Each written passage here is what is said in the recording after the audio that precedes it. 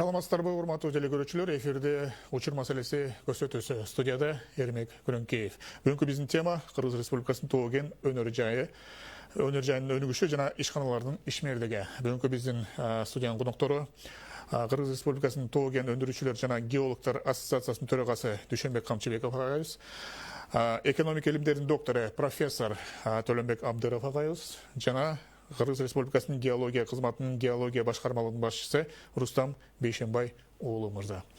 Кош келипсиздер, урматтуу коноктор. Бүгүнкү теманы өйдө да айтып кеткендей, Кыргыз Республикасынын Тоген өнөр жайы өнүгүшү негизи ошол акыркы 3-4 жылда ошол Тоген өндүрүшүндө бир топ өзгөрүүлөр болуп атат, жакшы жакка өзгөрүүлөр болуп атат.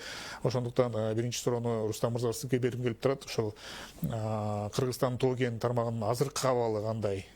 Айтып берсеңиз, кандай иш-чаралар өткөрүлүп жатат жылдын башынан ошол акыркы 3 жылдын ичинде, 4 жылдын ичинде? Саламатсыздарбы? Өзүңүз айтып кеткендей, акыркы Тоген тармагында 3-4 жылда алгылык иштер жүрүп атат. Анын түздөн түз байланышы бул Тоген тармагындагы минералдык шикизат базасын толуктоо, аны өстүрүү жана өнүктүрүүгө абдан басым жана көңүл бурулууда. Алардын бири катары мамлекет башчыбыз дагы атайын жарлык чыгарган. Эмнеге дегенде акыркы эгемендүүлүктү мамлекетибиз алган күндөн баштап басымдар, экономикалык басымдар болуп, алтын, күмүш, жез өндүрүүгө көңүл бурулуп келген болсо, акыркы мезгилдерде дүйнө жүзүндө бул жанагы технологиялар военный тармакта бүгүнкү эле колдонуп аткан гаджеттер өнүгүүсү абдан баягы маселелер чоң болуп аткандан кийин дүйнө жүзүндө бүгүнкү күндө критикалык минералдар деген термин пайда болгон. Ошонун алкагында дагы мына биздин мамлекетибиз Кыргызстандагы өзүнүн пландарын түзүп, мамлекет башчыбыз 2024-жылдын 22-январында өзүнүн жарлыгын чыгарган. Кыргыз Республикасынын экономикасын динамикалуу өнүктүрүү үчүн полиметалларды жана сейрек кездешүү жер элементтерин казып алуу боюнча улуттук долбоорду ишке ашыруу жөнүндө жарлыгы чыккан. Анын алкагында мамлекет тарабынан пландар түзүлүп, тескей мезгил менен бекитилген. Адан тышкары дагы ошол Тоген тармагындагы өндүрүштөрдү жөнгө салуу боюнча бир канча мыйзамдарга дагы иреттөөгө өзгөртүүлөр киргизилүүдө. Бүгүнкү күндө канча ишкана иштейт ошо Тоген тармагында? Тоген тармагында лицензиялардын берилген санын айтсак, чалгындоо, изилдөө, казууга баардыгы биригип 1451 лицензия берилген. Анын ичинен чоң ири иштеп аткан бул жана айтып кеткен бүгүнкү күндө басым бул алтынга болуп атпайбы? Ошолордун ичинен бир 30га жакын ири өндүрүш ишканалары иштеп келатат бүгүнкү күндө. Эми алардын өзүнүн көлөмүнө жараша кандай баягы көлөмдө чыгарат, бирок иштеп аткан өндүрүштөр бүгүнкү күндө бар. Жакшы баягы өздөрүнүн көрсөткүчүн көрсөтүп, мамлекетке салымын кошуп келатат. Анан жанагы айтып кеткен критикалык минералдар деп биз мамлекетибиз да өзүнүн планын түзүп атат деп айтып кеттим. Анын алкагында атайын жоопкерчиликтүү ишканалар бекилген. Алар бүгүнкү күндө Кыргыз алтын ачык акционер коому менен Кыргыз геология мамлекеттик ишканасы. Тоген тармагында мамлекетибизде азыр элдин баягы маалыматына дагы билим калды. Сейрек кездешүүчү элементтердин Тоген байлыгы бар. Бул Кемин районундагы Кутисай 2 Тоген объектиси, анан көлдөгү Кызыломпол объектиси. Алар боюнча Кызыломпол объектиси Кыргыз алтын ишканасына берилген бүгүнкү күндө. Кызыломпол Кыргыз геология мамлекеттик ишканасына берилген. Кутисай. Азыр бүгүнкү күндө ал жерде толуктоодо чалгындоо иштери жүргүзүлүп, өзүнүн кийинки иштетүүгө техникалык экономикалык негизделүүлөр даярдалууда. Дүйшөнбек агай, айтсаңыз, мына сиздин оюңуз боюнча Кыргызстанда акыркы жылдары ушу тоо кен тармагынын кандай иш-чаралар өткөрүлдү, мындай үзгүлүктүү, мындай өнүгүү жолуна түштүбү, азыркы абалы кандай, сиздин оюңуз боюнча айтып кетсеңиз. Эми бүгүнкү күндө биз баягы бир цифралардын негизинде эле тоо кен тармагында өнүгүп атат деп айтсак болот. Салыштырмалуу 23 жылы жалпы тоо кен тармагынан бюджетке ошол налог түрүндө, төлөмдөр түрүндө 34 миллиард сом акча түшкөн болсо, ал эми 24 жылдын жыйынтыгы менен бул сумма 41 миллиардка чыкты да, 41 миллиард. Бул деген чоң өсүш да, чоң өсүш. Буга эми биздеги ошол иштеп жаткан тоо кен тармагы ошол эле мисалы Кумтөр, Алтын кен, жирүү комбинаттары, Кыргыз алтын ишканалары, Кыргыз көмүргө тиешелүү ишканалар өздөрүнүн мындайча айтканда чоң салымдарын кошуп атат деп айтсак болот да. Эми биз бул маселени көп жылдан бери көтөрүп келатабыз. Чындыгында бул минералдык сырьевой база түбөлүктүү болбойт. Мына бүгүнкү күндө дагы запастар ошол бир 10 жылбы, 15 жылга чектелген биздин запастар курулуп алган кенден. Ошол боюнча мына бүгүн Рустам мырза айтып кеткендей, Кыргыз геологиялык кызматы, ошол эле геология ишканасы өздөрүнүн пландарын түзүп алып, иш аракеттери жүргүзүп жатат да. Биз да эми тоо кен ассоциациясы өзүбүздүн адистер менен бирге өзүбүздүн баягы сунуштарыбызды, пикирлерибизди айтып, жогорку жактагы бийликтерге да кайрылууларды берип жөнөтүп жатабыз да. Дагы кандай мисалы маселелерди бүгүнкү күндө чечишибиз керек деп. Эми бүгүнкү күндө көп жумуштар жасалып атат деп Рустам мырза өзү айтып кетти. Бирок ошого кошумча биз айтат элек, бүгүнкү күндө биз ушул жакынкы жылдарда келечекте тоо кен тармагын кандай кылып өнүктүрөбүз деген бир мындайча айтканда бир стратегиялык концептуалдык бир документ керек да. Ошол документти иштеп чыксак, бул дагы өзүнчө бир чоң жардам болот эле да, чоң жардам болот. Экинчи чоң маселе биз айтып атабыз, бүгүнкү күндө чындыгында биз буга чейин айтып келгенбиз, сиздердин трибунадан дагы баягы пайдаланып мүмкүнчүлүк болсо айталы. Биз айтып келгенбиз, экология менен бул тоо кен тармагында иштеген тармакты бир мекемеге бириктирген негизи туура эмес деп айтып келебиз да. Экологдор менен кен иштетүүчүлөр мындай бир келишимге иштеш өтө оор да, кыйын да. Себеби экология өзүнүн экология маселесин караш керек. Ал эми кен иштетүүчүлөр болсо мамлекетке тиешелүү жана керектүү мындайча айтканда минералдарды, кендин түрлөрүн бериш керек да. Ошого байланыштуу биз мүмкүн болсо бул геология тармагын экология тармагынан өзүнчө ажыратса туура болот эле деп. Себеби ошол эле Өзбекстан мамлекети учурунда комитет болуп келген, геология жана тоо кен тармагын иштетүү комитети болгон мекемени статусун министрлик деңгээлге чейин көтөрүштү да, көтөрүп тоо кен тармагы бул биз буга чейин айтып келгенбиз, бүгүнкү күндө дагы мындан биз эми тана албайбыз. Тоо кен тармагы экономиканын локомотиви болуп эсептелип келинет да, эсептелип келинет. Эгер ошол маселе чечилип калса, бул туура бир чечилген маселелердин бири болот эле да.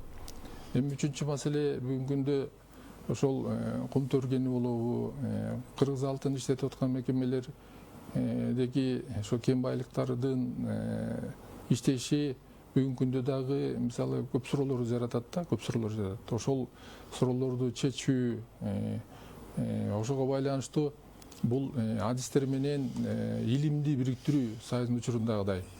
Жанагы мындайча айтканда интеграция маселеси илим менен ушу тоо кен тармагынын мекемелеринин ортосундагы маселелерди бүгүн мындай туура жолго салып чечип алсак, илим жагы дагы көп жардам көрсөтүлдү да бул тармакты өстүрүүгө. Азыр келебиз. Төлөнбек байке, айтсаңыз, мына ушул тоо кен тармагы, Кыргызстан тоо кен тармагы ушу азыр биздин экономикабызга кандай салым кошуп жатат? Эми саламатсыңарбы, урматтуу телекөрүүчүлөр, урматтуу кесиптештер. Эми тоо кен тармагы аябай ролу чоң биздин экономикабызда. Мен буга чейин деле карап көрсөңөр, Кумтөр деле илгертен бери эле баягы чоң роль ойноп келген, азыр деле аз эмес. Эң нечкиси Дүйшөнбек ага айткандай, чындыгында көп мындай көйгөйлөр бар бул тармакта. Мисалы Союздун доорунан бери изилденип, эң баягы мыкты институттар аябай изилделип, канча кандай тоо кен байлыктарыбыз бар экени бүт аныкталган да. Анан эң нечкиси ошол азыр карап көрсөк канча деген триллион байлыктарыбыз бар да. Ошонун баарын иштете тургандай аны деле ошол бир концепция керек болуп атат да чындыгында. Кайсынысын иштетишибиз керек, кандай иштетишибиз керек. Эң биринчи этапта жалгыз эле алтын эмес. Мына алтынды деле көрүп атабыз. Алтын жакшы. Мына бизге убагында баягы бир башка колдорго түшүп калып, тиги биз деле башында эгемендик алганда кичине тажрыйбабыз азыраак болуп, алданып калган деле күндөрүбүз болду. Эми аны деле ачык айтышыбыз керек. Кийин мына өзүбүзгө өтүп, кумтор азыр өткөндөн бери биз көрүп атабыз. Мына эгерде кумтор башталган деле, ошондо бир тройственный унция болгону эле $300 турчу да. Азыр болсо мына баасы $3200 чейин чыгып атат. Мына акыркы неме менен, тиги маалымат менен караганда. Эми элестетип көргүлөчү канча эсе өсүп кетип атат. Эми бул демек дагы эле баасы өсөт, дагы эле ошол биз ошол алтынды иштетип чыксак, биздин бюджетибизге дагы негизи эле экономикабызга салымы чоң боло берет. Бирок ошол жанакы кен байлыктарыбызды иштеткенге андан да башка жана критикалык байлыктар бар деп атпайбы, тиги ошол полупроводниктерге, ар кандай бизде жана тантал деген дагы бир топ кен байлыктарыбыз бар да. Бүгүн алардын баасы ушунчалык аябай жогору да. Аны тура, ага инфраструктура керек, аны дагы бир технологиялар керек. Бирок ошонун баардыгын эгерде биз алып келип иштетсек, ошонун баардыгы акталат да. Анткени мына дүйнө жүзүндө азыр көрүп атабыз. Аябай кайсы мамлекет ошол критикалык технологияларды иштетип чыкса, ошол байлыктарды жерден алып чыгып, анан иштетип туруп, анан чыккан ошол мамлекеттер өнүгүп атат аябай. Анан биз дагы ушул мына акырындык менен иштер болуп атат, жылып атат, аны көрүп атабыз. Мына Кызыл Омпол деп айтып атабыз. Кучисайдагы баягы иш-чаралар азыр акырындык менен жүрүп атат, бирок андан тышкары дагы башкалар бар да, көп нерселер бар. Мисалы бизде эми жалгыз эле жана технологияларга колдончу материалдар болбосо да, кен байлыктар башкалар да бар да. Мисалы бизде көп карап көрсөңөр, мына ошол деле калиин деп волластонит деп коелу, дагы башка ошол цементтер, дагы залиштери, дагы башка немелер бар. Ошолордун баарын иштетишибиз керек да, туура иштетишибиз керек. Алардын баарын эгерде иштетсек, бир топ жанакындай каражаттар да түшөт, экономикада өнүгөт. Ошо жергиликтүү калктар дагы жумуш менен алек болуп туруп, алар дагы ошол жака жана ишканаларды койгондон кийин жумуш менен камсыз болуп, бюджетине да акча түшүп, ошол жактан да өнүгөт. Демек, бул жагынан дагы азыр көп нерселер алдыда иш-чаралар турат, бирок акырындык менен ошону жазалып атат. Эми аны такыр эле жазалбай атат деп айтып кетпейбиз. Иш болуп атат, бирок ошону дагы күчөтүп, анан темптерди көбөйтүшүбүз керек болуп атат деген кеп да. Дүйшөнбек ага, айтсаңыз, биз ошол бизде кендер аябай көп да, тоолуу мамлекет болгондуктан ар кандай ошо кен байлыктарыбыз бар, бирок ошонун баарын иштеткенге өзүбүздүн кудуретибиз жетеби, мындай күчүбүз жетеби? Эми бүгүнкү күндө биз мындай деп айтат элек да, тоо кен тармагы өтө көп капиталдык мындайча айтканда чыгымдарды талап кылган тармак болуп эсептелинет да. Ошол эле мисалы учурунда ошол кум тергөөнүнө $500 миллион акча жумшалып, башында, башында. Анан кийин комбинат курулуп, анан алтын бере баштады да. Ал эми тиги жирүй алтын кенин мисалга алып келе турган болсок, ал жерде мындай талашып тартыша турган нерселер болгон учурунда. Ал жерде $миллиард ашык акча сарп болгон да. Бүгүнкү күндө мисалы жирүй былтыркы жылдын эсеби менен 4,5 тонна алтын берди да. Былтыркы жылдын эсеби менен кумтөр 12,5 мисалы тонна алтын берди да. Ошондой эле көйгөйлүү маселелер иштетүүдө финансы жагына келип токтолуп тоскоолдук туруп калат да. Бирок мына бүгүнкү күндө мисалы президенттер тарабынан, министрлер кабинети тарабынан жакшы чечим кабыл алынган. Биздеги жанагы стратегиялык деңгээлге чыккан кендерге лицензия берүүдө мурун конкурстар уюштурулуп же аукциондор уюштуруп келген болсо, азыркы күндө мамлекеттик ишкана, мамлекеттин үлүшү бар болгон ишканага түздөн түз ошол лицензия ошол объектке берилет да. Анан ошол ишкана өзү ошол кыргыз мисалы көмүр ишканасы болобу, же кыргыз алтын ишканасы болобу, же ГП кыргыз геология ишканасы болобу, алар лицензия алгандан кийин анан өздөрү ошол инвесторду тартып, анан мамлекеттин бекитип берген үлүшүнүн негизинде алар менен биргелешип, анан тигил келип аткан компаниянын баягы акча каражатынын эсебинен ошол объектилер иштетилет да. Эми бүгүнкү күндө бизде кандай жакшы мисалдар бар. Кыргыз көмүр ишканасы бүгүнкү күндө бир 14төн ашык лицензиясын ошол буга чейин Кыргызстанда ачык жол менен эми эгемендүүлүк алгандан бери ачык жол менен иштетип келген көмүр ишканалары болгон болсо, бүгүнкү күндө алар болсо ошол кытайлык инвесторлордун жардамы менен ошол эле Сүлүктүдө жайгашканбы, же Кызыл Кыяда жайгашканбы, же Көк Жаңгакта жайгашкан көмүр кендерин жабык жол, баягы подземный способ деп, жер астындагы жол менен иштетүүгө мүмкүнчүлүк алып шарт түзүп атышат да. Бүгүнкү күндө Рустам мырза айтып кеткендей, ошол жана Күчү Сай 2 деген мындайча айтканда сейрек кездешүүчү металлдар жайгашкан кенди бүгүнкү күндө ошол ГП кыргыз геология ишканасына лицензия берилген.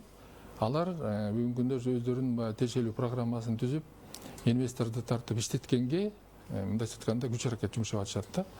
Чындыгында бул объект Союздун учурунда иштетилип келген, иштетилип келип, ал жерде мындайча айтканда бир 15тен 20га жакын ошо сейрек кездешүүчү металлдардын түрлөрүн, лантаноидтерди коет. лантаноидная группа деп коет. Анын ичине кирген жана лантан, ошо итрий, тербий, диспрозий, гадолиний деген көп элементтерди ошол Орловкада комбинаттан чыгарышты.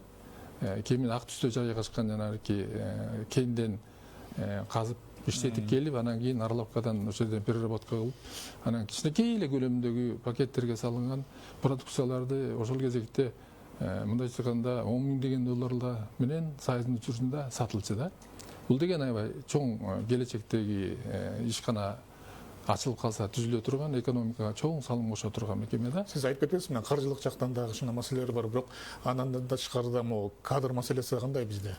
Кадр маселеси дагы бүгүнкү күндө мындай болуп калган экен. Бизде ушул ачык жол менен иштетүүгө тиешелүү кен объектилерге бизде адистер бар экен. Ал эми жердин астында иштетүүгө келген адистер чок кесе болуп калган да. Чок кесе болуп калган. Ошого байланыштуу Кыргыз көмүр ишканасы дагы, башка ишканалар дагы тиешелүү келишимдер түзүп, ошол Россиялык чоң вуздар менен, ошол Уралда жайгашкан вуздар менен, Кытай жергесинде жайгашкан вуздар менен ошол жерден бага пикир алмашып, адистерди да окутууга бүгүнкү күндө мындай чоң иштер жүргүзүп жатат да. Эми бүгүнкү күндө биз дагы айтып кетишибиз керек, bizde temir keni var degende мисалы миллиардтаган тонна менен ошол эле жетим тоо кени, ошол кен боюнча дагы бүгүн Кыргыз геология ишканасы мындай айтканда даярдык иштерин жүргүзүп жатат, лицензиясы да алынган. Ал жерде миллиардтан кем эмес тонна деп айтып койсок болот. Темирдин кени бар, ал жерде гематит деп коет түрү, магнетит деп коет, ошондой кен түрлөрү. Эгер ал кенибизде иштетип калса, экономика чоң салым кошулат. Бүгүнкү күндө көмүрдүн бизде көбүнчөсү биз баягы буру угул деп калориясы төмөнүрөөк болгон көмүрдү ошол эле Кара Кечеден, ошол эле Сүлүктүдөн, мисалы Көк Жаңгактан казып биз иштетип келген болсок, бүгүнкү күндө бизде ошол таш көмүргө тиешелүү каменный угул деп, кокуска тиешелүү көмүрлөр, ошол эле мисалы Туюк, Каргаша же Загара деген, же болсо Ак Кыя деген, Көк Кыя деген чоң месторождениялар бар. Эгер ошол кокуска тиешелүү көмүрлөрдү дагы биз иштете турган болсок, металлургический комплекс келечекте ачыла турган болсо, бул аябай чоң мындай нерсе болот эле да. Андан сырткары биз мына былтыр дагы бир тегерек столдук көрүп аныктадык. Бизде нефть боюнча дагы прогнозный баягы болжолдуу корлору жалпы Кыргызстандын территориясы боюнча 2 миллиард тоннадан ашык запас бар деп айтып атабыз да, бар экен деп. Биз бүгүнкү күндө былтыркы жылдын жыйынтыгы менен 299 000 тонна эле нефть казылды. Ал эми потребность чийки заттар боюнча, нефтепродуктылар боюнча 1,5 миллион тоннага чейин экен да. Эгер биз өзүбүз келечекте бир 3 миллион тоннага жакын нефтини өзүбүз казып ала турган болсок, анда бизде 10дон ашык баягы нефти кайра иштетүүчү заводторубуз бар. Ошолорду толугу менен камсыз кылсак, келечекте биз өзүбүздү ошол нефтепродуктылар менен дагы камсыз кылганга мүмкүнчүлүктөрүбүз болот эле да. Рустам мырза, сизге да суроо башында айтылып кетти, жана Дүйшөнбек ага айткандай лицензия маселесичи. Азыр лицензия маселесинин тегерегинде көптөгөн суроолор пайда болуп атпады эле мындан 4-5 жыл мурун. Азыркы учурда ошо лицензия маселеси кандай, ачык айкын чечилеби, кандай берилет, ошону кыска-кыска айтып кетсеңиз. Жана мен башында айтып кеткендей дагы азыр мыйзамдарга да иреттештирүү аракеттери жүрүүдө. Буга чейин да бир нече мыйзамдарга өзгөртүү киргизген. Алардын ичинде басымдуу бөлүгү дагы бул лицензия берүү маселесине да. Анан мурунку чыккан редакциядагы мыйзам боюнча түздөн-түз лицензияны берүү жолу каралган болсо, 2020-жылы жаңы мыйзам кабыл алынып, ал жерде оңдоо түздөө иштери жана лицензияны берүү жолдору да каралган. Ал жерден ошол лицензияны түздөн-түз берүү жолу четке кагылып, аукцион жана конкурс жолу эле калтырылган. Эмнеге дегенде буга чейин өзү аукцион конкурс жолу берүү жолу да бар болчу, ал өзүнүн мындай натыйжалуулугун ачык айкын көрсөткөн да. Анан ошонун негизинде бүгүнкү күндө лицензиялар аукцион жана конкурс жолу менен берилет. Аукцион бул жерден эле министрликтин мекемесине эле берип койбостон, аукциондор жерлеринде райондук администрациялар мекемесинде жергиликтүү бийликтин катышуусунун негизинде өтөт. Ачык айкын. Анан андан тышкары дагы жана айтып кеткендей, мамлекеттик компанияларга дагы бул токен тармагын көзөмөлдөөгө жана мамлекеттик компаниялардын катышуусун аракет кылып, мыйзамдарга өзгөртүү кирип, бүгүнкү күндө мамлекеттик компанияларга түздөн-түз токендерге лицензия берүү жагы да каралган. Ал тартипте бүгүнкү күндө акыркы 3 жылда жана айтып кеткен Кыргыз алтын, Кыргыз көмүр, Кыргыз геология ушуга окшогон токен тармагындагы компанияларга 80ге жакын лицензия берилди. Анын ичинде Кызыл Омпол жана Кутисай бар, алтын кендери бар. Мисалы үчүн Кумтөр компаниясына, Gold компаниясына буга чейин Кумтөр токен тармагы эле болгон болсо, азыркы күндө ал Кумтөрдөн кийин дагы өзүнүн жашоосун улантыш үчүн жанындагы Тоголок жана Жаңгарт деген токен байлыгы берилди да. Ал жерде бүгүнкү күндө Кумтөр Gold компаниясы өзүнүн чалгындоо иштерин жүргүзүп атат кошумча. Адан тышкары жана ошол жерде запастар канча экен мисалы? Белгилүү болдубу? Запастар бүгүнкү күндө кошумча чалгындоолор жүргүздү. Ошонун кошумча чалгындоонун жыйынтыгы менен бир 20 тоннага жакын запастын кору белгилүү болду.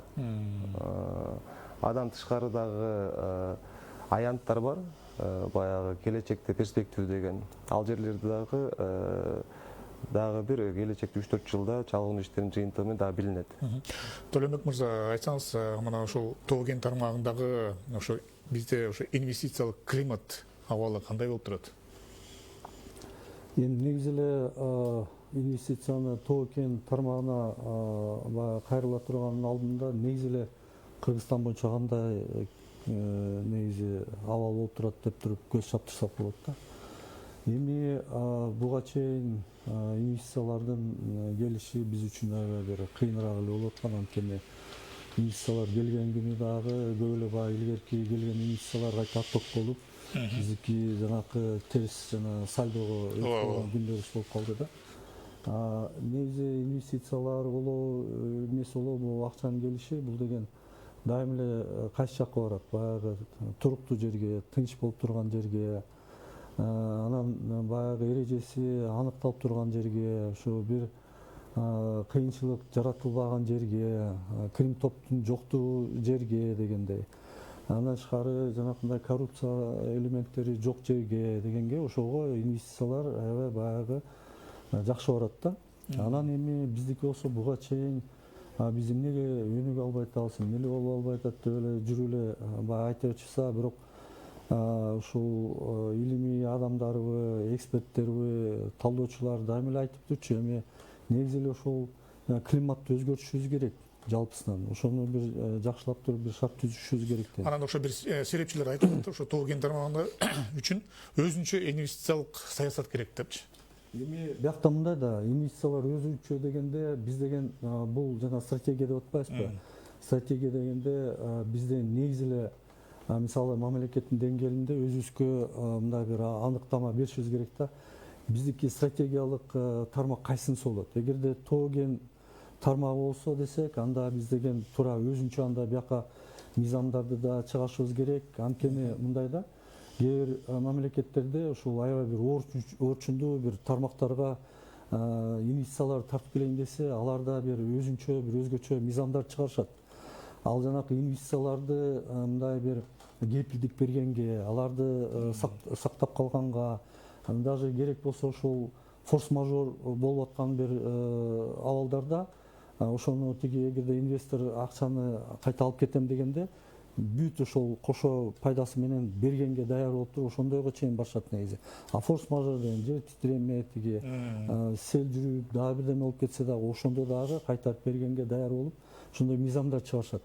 Биз деген эгерде ушул тоо кен байлыгын негизи эле тоо кен байлыгы мына тоолуу жер болуп атат да, биздики мындай карап көрсөңөр биз айыл чарба деп атабыз да, туура 60% биздин калкыбыз ушу айыл жергесинде жашап жүргөн үчүн биз айыл чарба тармагы биз өнүктүрүшүбүз керек деген кеп салып атабыз да. Бирок карап көргүлөчү, биз деген тоолуу мамлекетпиз. 95% бизде тоо. Болгону эле 5% биздики айдоо жер да. Анан эми ошону баары тиги айыл чарба деп атабыз да. Биз деген тоо 95% болгондо биз деген 13 эле мамлекеттин ичине киребиз. Ошол тоолуу мамлекет деген тизмеге киребиз да, Кыргызстан. Бул деген абалы башкача кичине оор деген, анан жанакы климаты башка, анан жанакы шарттары кичине татаалыраак деген шарттарга киребиз. Ушунун негизинде мына кийинчерээк акыркы кездерде президент дагы ушуга басым кылып атышат. оондолу же башка жерде жанакындай бир трибунага чыкканда айтып атат. Биз тоолуу мамлекетпиз. Ошо тоолуу мамлекет болгон үчүн анда бизге өзгөчө бир шарттарды түзүп бергиле. Мындай биз ошону менен иштейли. Биз дагы ошого даярбыз. Биз деген өзүбүздүн жанакы биякта жүргөн саясатыбызды дагы ошого баягы басымдап отуруп, баягы чогуу бир келишимге келели дегендей бир нерсе болуп атат да. Анан эми эгерде биз деген ошо 95% тоолуу жер деп туруп эгерде өзүбүзгө алсак, ушул жагында иштейли десек, анда башкача, анда сөзсүз түрдө ушул жанакы мыйзамдар өзгөрүш керек, дагы башка. Бул биринчи маселе. Экинчи маселе мына акыркы кездерде өзүңөр көрүп атасыңар, ушул рейтингтерде баягы айтып атпаймынбы, менин инвестициялар качан келет, баягы туруктуу болуп турса, мына азыр ушул учурда баягы туруктуулук кичине болуп аткандай көрүнүп атат. Анткени мына крим топтор менен катуу күрөш болуп атат, коррупция менен күрөш болуп атат. Президент тарабынан улам ар кандай буйруктар чыгып атат, бизнеске тийбегиле, бизнести текшербегиле деп. Жанакындай салык саясатын дагы өзгөртүп атышат. Ошо бизнеске колдон келишинче ылайыктап ошолорду өнүктүргөнгө бир аракет кылалы деп, чоң инвесторлор тартып келгенге алар кайсы технология менен колдонсо, эмне болсо, кандай льготалар берилет, кандай салык режими кирет деген толуп турган нерселердин баардыгы кирип атат. Анан ошол жана инвестиция боюнча да мыйзамдарга өзгөрүүлөр кирип атат. Ал деген ошол президенттин түз карамагында болуп атат, кандай болуп иштегенге. Ошолорду тартып келип, өзү эми президент жада калса өзү жүрөт, ар кайсы жерде келгиле, инвестицияларды бергиле деп. Андан тышкары мына бизде буга чейин аябай кыйын болуп аткан жана энергетика болобу, дагы башка болобу инвестициялар келбейчи. Анткени тарифтер чоң, дагы немелер көп, көйгөйлөр болчу. Ошол жактарында азыр чечилип атпайбы? Тарифтерди көтөрүп, баягы инвестициялар келсин дегендей чоң долбоордун бул деген акталышы болуш керек да, баягы пайдалуулугун табыш керек да. Биздин ошол мисалы чоң жанакындай долбоорлорго акчасын салса, алардын жана пайдасын кайта келип өзү тапканга чейин 20 жыл өтүп кетет экен, келбейт андайларга. А бизде деген азыр ошондой шарт түзүлүп атат, мына бир 7 жылга чейин болуш керек да, негизи чоң долбоорлор. 7ден эң көп дегенде 10 жылга чейин. Мына ошол көп эле жерлерде шарттар түзүлүп атат. Ушу кең байлыкты иштетип чыгарган жерлерде аяктарда деле шарттар түзүлүп атат. Эми негизги ушунун баардыгы азыр мына бир иректелип бүт болуп атат. Эми эмки этап ушул жанакы инвестицияларды даяр болуп турабыз, уже тартып келгенге буюрса ал деле жол бар. Дүшүнбек агай, мына тоо кен тармагында ишканалардын иштеши түздөн түз бул экология менен дагы байланышы бар да. Экология тармагына, экология жагын карасак, ошол тоо кен тармагында иштетип аткан ишканалар, келечекте боло турган проектлер, ишканалар ошол биздин экология негизи экологиябызга зыян келтирбеш үчүн кандайдыр бир иш-чаралар жүргүзүлүп жатабы? Эми бизде мыйзам чегинде иштер жүргүзүлөт да. Мисалы ошол биздин мыйзам негизинде Кудай сактасын, эми ар кандай болуп калышы мүмкүн да. Мыйзам негизинде лицензия алган компания чалгындоо иштеринде алабы же иштетүү разработкада лицензия алабы, алар сөзсүз түрдө өзүнүн процедурасы боюнча проекттарды, ошол проекттик экспертизалардан өтүш керек да. Ошол экспертизанын ичинде бирөөсү ошол экология маселеси боюнча да экспертиза. Ал ошол тиешелүү мекеме тарабынан ошол проект ошол кенди иштете турган болсо, мисалы ошол жана расырмын өзү болот деп алтынды чайкаган жер болобу, көмүр баскан жер болобу, иштеткенде ошол жерге экологиялык зыян болбойбу, сууга зыяны тийбейби деген көйгөйлөргө чейин карап туруп, анан кийин анан тиешелүү адистер ошол мекеме башчысы баш болуп, анан экспертизага же положительный экспертизасын беришет, же болбосо болбойт, көйгөйлөр жарала турган болсо оңдошуңар керек деп айтып, алар оңдолгондон кийин анан иш-чара жүргүзүлөт да. Бирок кандай болгон күндө да тилекке каршы тоо кен тармагында иштеп аткан мекемелер иштеген жерлеринде сөзсүз түрдө экологияга зыян болгон жагдайлар жаралып калып атпайбы? Жаралып. Аны биз болсо ошо жергиликтүү калктын ошол проектке каршы өздөрүнүн көрсөткөн көз караштарынан билинип калып атат да. Биз мисалы жайытыбызды бузуп атасыңар, талкалап атасыңар, же болбосо суубузду булгап атасыңар деп. Ошол көйгөйлөр сөзсүз түрдө тоо кен тармагы иштеген жерде жаралат, бирок ага биринчи кезекте сөзсүз түрдө ошол экология маселесине жооп бере турган тиешелүү мекемелер жакшы көзөмөл жүргүзүш керек. Андан сырткары жергиликтүү бийликке дагы өзүнчө мындай айтканда мындай укуктар берилген да. Жана хвостохранилище, рекультивация жана маселелери кандай бизде? Эми ал проект түзгөндө дагы өздөрүнүн проектисинде ал каралыш керек, каралат сөз. Мисалы рекультивация маселесине чейин ошол атыбал түзүлүп калабы же хвостохранилище түзүлүп калабы, ошол жерге кийин ошону кайра рекультивация маселесин жүргүзүш үчүн тиешелүү фонд акча каражаты ошол жыл сайын которулуп топтолуп туруш керек. Анан ал компания ошол кенди иштетип бүткөндөн кийин сөзсүз түрдө рекультивация маселесин жүргүзүш керек да. Аны дагы ошол тиешелүү мекемелер көзөмөл жүргүзүш керек. Анан бул жерде мындай бир айтыла турган нерсе да. Биз ошо жана башында концепция жөнүндө айтып кетпедикпи? Ошо концепцияга биз көп жагдайларды киргизишибиз керек да. Ошонун ичинде мисалы түстүү металлдарды кантип иштетебиз, кайсы кендер баягы очередке коюлуш керек, көмүр маселеси, нефть маселелери боюнча, ошол эле мисалы жана критикалык металлдар, анын ичине кирген жана сейрек кездешүүчү металлдарды кандай кылып иштетебиз, ошолордун баарын ичине киргизиш керек да. Анан эң негизги көрсөтүлгөн дагы бир жагдай маселе, бүгүнкү күндө биз тоо кен тармагында иштеген мекемелерди жер казнасы мыйзам негизинде иштетип келебиз да. Бирок ошол эле учурда бизде жанагы суу кодекси дегени бар, жер кодекси дегени бар. Алардын статусу ошол жер казнасы мыйзамына караганда жогору турат да, жогору турат. Ошого байланыштуу биз ушундай сунуш кылып айтып келатабыз.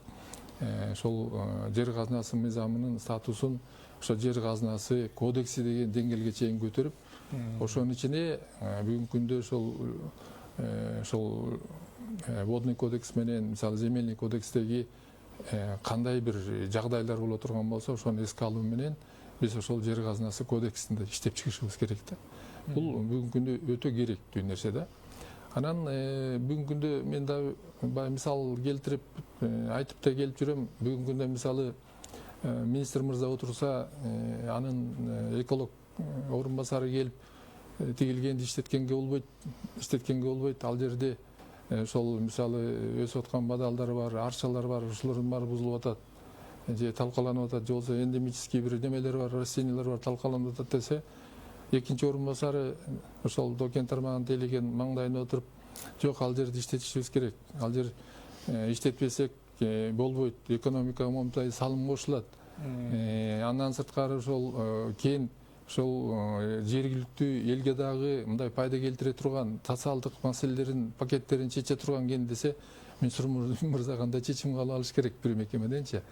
Ошон үчүн эгер эки мекеме эки башка жерде болсо, сиз көтөрүп аткандай эколог ошол айлана чөйрөнү коргоого жоопкерчиликтүү болгон мекеме мыйзамнамамда деп жазылган. Мага бул милдеттеме жүктөлгөн. Мен ушундай иш чара кылышым керек да, ушундай чечим кабыл алыш керек да. Анан биз ошондой жагдайларга бүгүнкү күндө барбасак, анда бул көйгөйлөр жарала берет, хвостохранилищалар пайда боло берет, атыбалдар пайда боло берет. Келечекте биз ошолорду кайра рекультивация маселелери менен иш алып барышыбыз керек деген нерселердин үстүндө иштеп калабыз. Андан сырткары бизде да мындай бар да, мисалы жергиликтүү бийлик бир эле мезгилде мисалы бир адамга сенин жайтың деп земельный кодекстин несинде жашыл китеп берген болсо, ал эми ошол жерге лицензия алган компанияга кайра дагы ошону разработка кыл деп жашыл китеп берет да. Анан ошондой маселелердин баарын бүгүн ошол мыйзам чегинде жана өзгөртүүлөрдү киргизип чечишибиз керек да. Рустам мырза, айтсаңыз, мына бизде 2 мүнөт калды убактыбыз. Ошол жылдын айына чейин ошол министрлик, ошол департамент негизи ошол Тоо-Кен тармагындагы мекемелер жагынан кандай иш-чаралар өткөрүлүп, канча ишканалар ишке кирилет, ушундай бир статистика эмелериңиз барбы? Жана айтып кеткендей, жана мамлекетибиз Тоо-Кен тармагын абдан баягы көңүл буруп колдоого алып атпайбы? Анын алкагында акча каражатсыз Тоо-Кен тармагы өнүкпөйт. Чалгындоо, изилдөө, минералдык чекизат толбойт да акча каражатсыз. Ошол себептен 2024 жылы Тоо-Кен тармагын өнүктүрүүгө миллиард сом бөлүнгөн мамлекет тарабынан. Бул салыштырмалуу өткөн жылга көбүрөөк, Жок, бул эгемендүүлүк алгандан бери биринчи жолу бөлүндү да, миллиард сом. Ооба. Буга чейин баягы акча бөлүнүп келген, бирок жетишсиз болгон да. Анан Тоо-Кен тармагында өзү баягы иш жүргүзгөнгө дагы техникалык жабдууларды жаңылап туруш керек. Анан ошонун негизинде былтыр ушул акча бөлүнүп, 600 миллиондон ашык акчасына техникалык жабдуулар алынды, жаңыланды. Эми Кудай буйруса, ошол техникалык жабдуулар менен чогуу дагы акча каражаттар азыр каралып эсептелип атат. Ошолордун негизинде дагы чалгындоо иштерин жүргүзүп, ошолорду баягы ишке ашырсакпы деген ой болуп атат да. Ошол эле жана Кутисай 2 кенин, Кызыл Омпол кендерин өндүрүшкө берсекпи деген жакынкы арадагы пландар ушул айланада жүрүп атат. Чоң рахмат, урматтуу коноктор. Убакыт убактыбыз келип калыптыр. Урматтуу телекөрүүчүлөр, бүгүн биз Кыргыз Республикасынын Тоо-Кен өнөр жайынын өнүгүшү жана ишканалары боюнча кеп курдук. Бүгүнкү биздин студиянын коноктору Дүйшөнбек Камчыбеков, Кыргыз Республикасынын Тоо-Кен өндүрүүчүлөр жана геологдор ассоциациясынын төрагасы, экономика илимдеринин доктору профессор Төлөнбек Абдыров агайыбыз жана Кыргыз Республикасынын геология кызматынын геология башкармалыгынын башчысы Рустам Бейшенбай уулу. Сиздерге чоң рахмат убактыңыздарды бөлүп бергениңиз үчүн. Урматтуу телекөрүүчүлөр, ушу менен биздин программа соңуна чыкты. Биздин каналдан алыстабаңыздар.